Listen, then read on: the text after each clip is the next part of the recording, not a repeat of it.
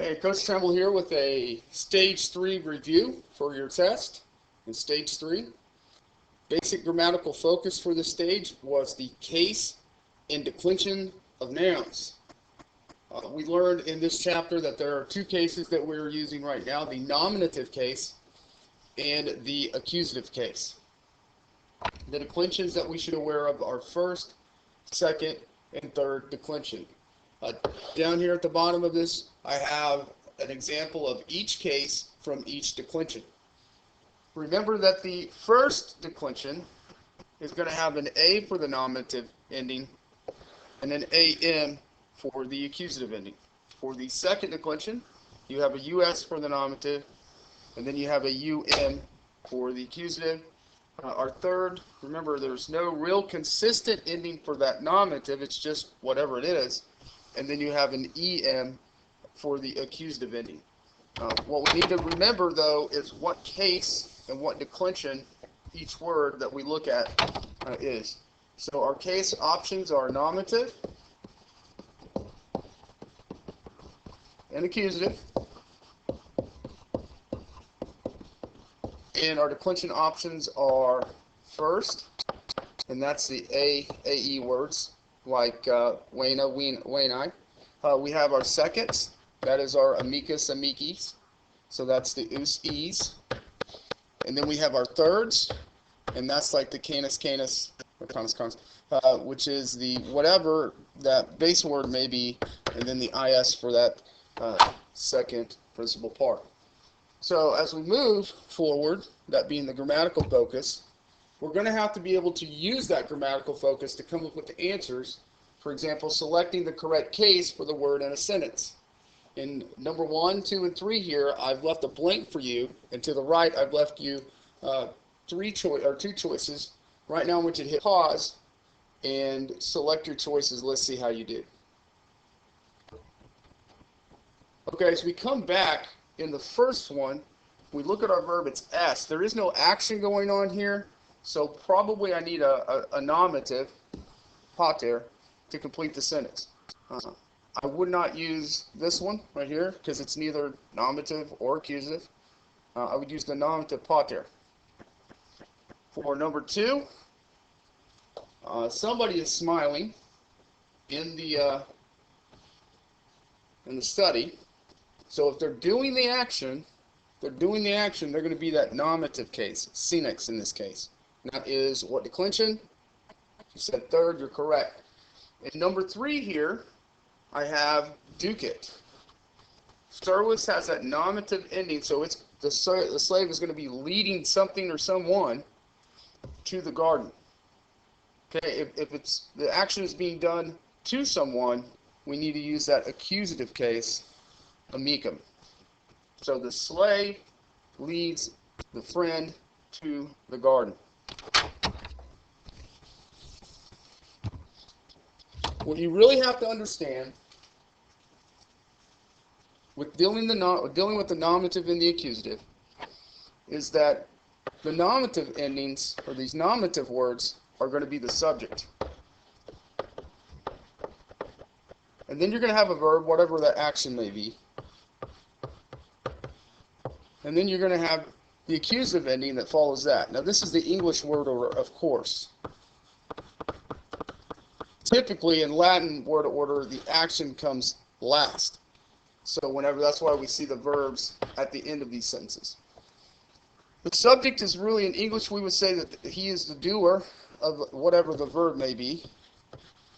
And the accusative is the receiver of that action. So if I have a doer, let's say Tom does something, give him an action, he gives. That's not a very good one. Let's say he kicks. I like that better. What does he kick? The receiver of kick is ball. So in Latin, we would have the nominative and the accusative cases. Make sure that you're able to fill in those blanks, just like this, for your test. You're also going to have to choose a verb in context. This is all about vocabulary and knowing what words go with what words. For these examples, I want you to hit pause and choose Which verb goes with each one of these sentences? So hit pause, make your choices. Hopefully you were able to go through here, excuse me, and decide which words go with which. In this case, we have Caecilius is the doer. He's doing something in the accusative. He's doing something to money. What would he do? Would he sleep money? No. He would count money. So that would be the correct choice. Here we have Sanix is the nominative. So the old man is doing something intently. That's our adverb. He is doing something to the barber. Would he see the barber? Intently, probably not. He may see the barber, but because we used intently, he's watching him intently. He wouldn't see him intently, he would watch him intently. Knowing the difference between these words, like watch and see, even though it's really a small difference, we would think, in our vocabulary, it does make an impact in the sentence. So know the difference between words like spectat and weeded. I know some of you guys struggle with that in that Quintus translation. Here we have cook is doing something. That's why he's in the nominative. He's doing it to the food. Would he lead the food? No way. He would cook the food. These kinds of sentences here are also going to be on your test where you have to decide which verb goes with the sentence based upon the nominative and the accusative that are in the sentence. And most of that is really just common sense. We wouldn't, of course, sleep money or eat money. We would count money. Characters and storyline. Another huge part of your test is remembering what we've read. Remembering who is who and what they did, and remembering the stories and what happened in each one of the stories. As we look at this list here, I gave you Pantagathus, Caecilius, Quintus, Metellus, Syphax, Cerberus, and Hercules. Each one of these guys we have to remember. Pantagathus, what did he do? He was the tonsor. And Caecilius, of course, is the pater. Quintus is the filius. Metella is the mater. Syphax was the slave dealer, Winelicius. Keller was the painter. Is that right? Cerberus was the dog. And Hercules was in the pictura. So, what did each one of these characters do? Well, the tonsor was responsible for barbarum, and the word we used, I believe, was seca. So that's what tonsor did, basically. Caecilius did a whole bunch of stuff. Quintus did a whole bunch of stuff. So did Metella. Who am I missing? Oh, Melissa. Don't forget about Melissa. Winelicius, what did he do? Well, in the forum, he was waiting for the merchant. So we would have Winelicius. That's the doer. Mercatorum in the accusative case, because that's the receiver. What was he doing in the forum? He was expectat. He was waiting for the merchant. These kinds of sentences are the ones that you really want to remember when it comes to storyline. What each one of these people were doing in each of the stories. Pictor, of course, he was responsible for painting in the atrium. He was responsible for painting a picture. That's why it's in the accusative. And then paint was penguin. So, nominative, accusative, receiver, and then our verb. Cerberus, well, he did a whole bunch of stuff here too. Hercules was in the picture. Storylines, these are important. You need to sit down, you need to make some kind of brainstorming chart or some kind of sequencing chart to remember what happened. I'll do the first one for you. Remember, when we were in the forum, what we had Caecilius. What was he doing? Caecilius, he was the Argentarius. So he was the moneylender, and he was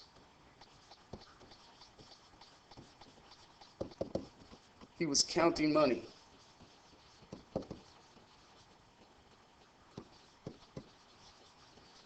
We also had in that Same situation. We had Keller, the painter, show up. We had Winalikius, Syphax, the slave dealer. He's waiting on the merchant. Keller is addressed by Caecilius in the assumption, I guess, that he's going to commission some kind of painting. In Pictor, that is where the painter shows up to the house. He's knocking on the door. This is where Cerberus becomes involved. He hears the painter. Remember that Clemens was too far away to hear him. Quintus comes, answers the door. He goes in. Metella takes him into, not the atrium, he took him into the dining room, didn't he? Took him into the triclinium where he painted a picture of Hercules. Tonsor, this one right here was the old man sitting in the chair. Caecilius waiting for a shave, apparently. The old man kind of scared, looking at the razor.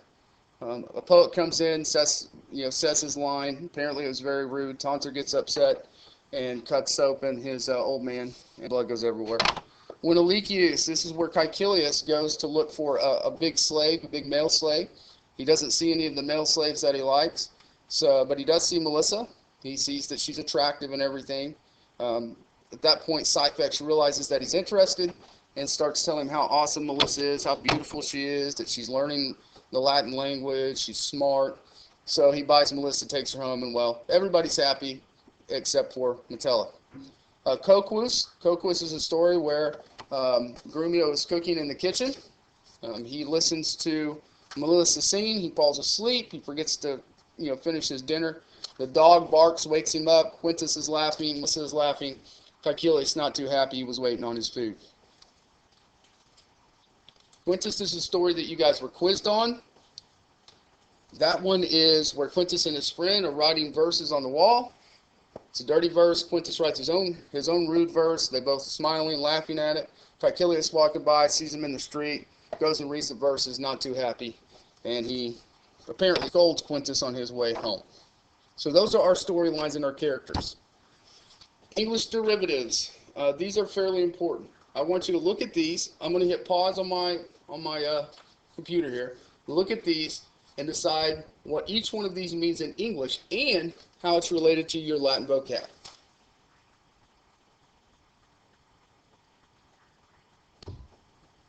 Hopefully, if you weren't aware of what some of these words were, you looked the meanings up. Bibulus, that comes from bibit, which means to drink, so we know this has something to do with drinking. And this one is basically fond of drinking, or circumspect. In English, we use it a little bit differently than what they do in Latin. Circumspecto is I looked around an area. So someone who walks into a room and is looking around everywhere would be cautious, and that's what circumspect means. Someone who is being circumspect is being cautious. Leonine is basically lion-like, just what it looks like. Expectant. We know it comes from expecto, expectare in Latin, which is to wait. So someone who's being expectant is waiting. Portable, the ability to be carried, from portare, to carry. Irate, that's from our iratus, which is angry. Someone's irate is angry.